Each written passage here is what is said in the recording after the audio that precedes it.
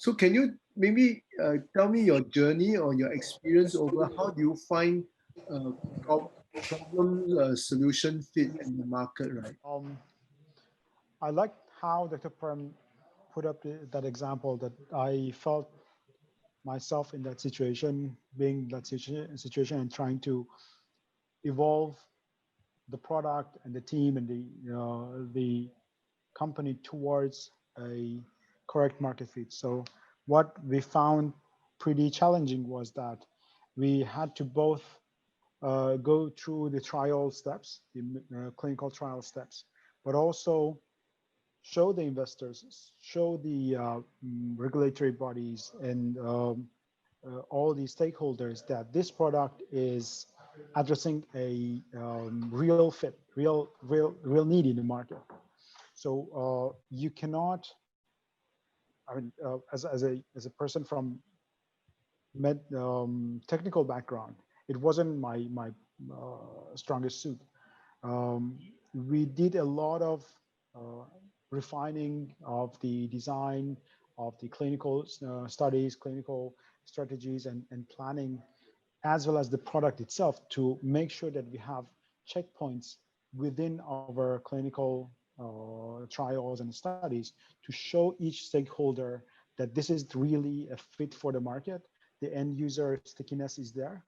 And it can not only serve as a problem solver, but also a product that people pay for that. So the part that Dr. Prem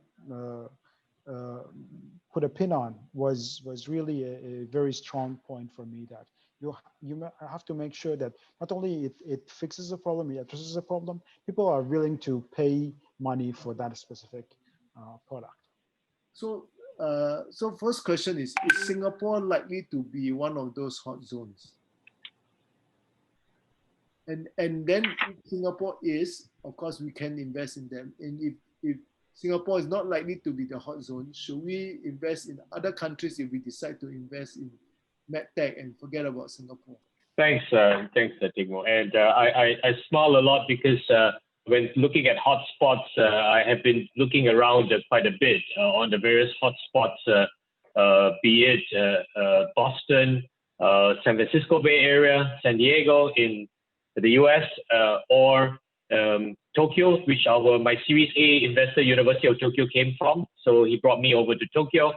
And also, I've been through Beijing, Shanghai, Shenzhen, Guangzhou. I've been to Taipei, I've been to Seoul, checking out the various hotspots, and also Hong Kong and the Greater Bay Area in Hong Kong. So definitely, I think Singapore is indeed an upcoming hotspot. Just now, Dr. Prem talked about the different problems in different sectors of healthcare. And even within each of the sector of healthcare, there's an entire value chain. And there are parts of the value chain, especially in the early phases, that is actually very good to build in Singapore. And later on, when you want to scale, go to one of the large markets. However, another area that is difficult for angel investors is the deep technical knowledge. Like Han Chong talked very humbly that he is, in immunotherapy and not so much a neurosurgeon. So there are doctors who specialize in different areas. So you want to invest in healthcare. There are so many aspects of healthcare. How do angel investors grapple with the deep science?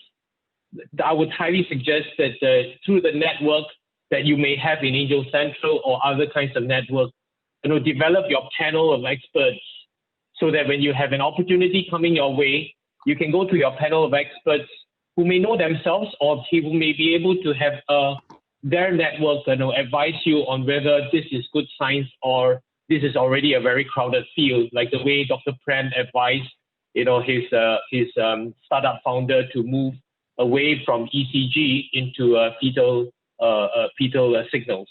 So this is what I would say, that there are opportunities. This ecosystem is coming together. We need angels. We need angels in the earlier stages, because downstream, you need the big boys with the big checks. They are typically the VCs. But I think that angels who are smart in developing networks, smart in listening, will be able to catch some of the interesting investment opportunities.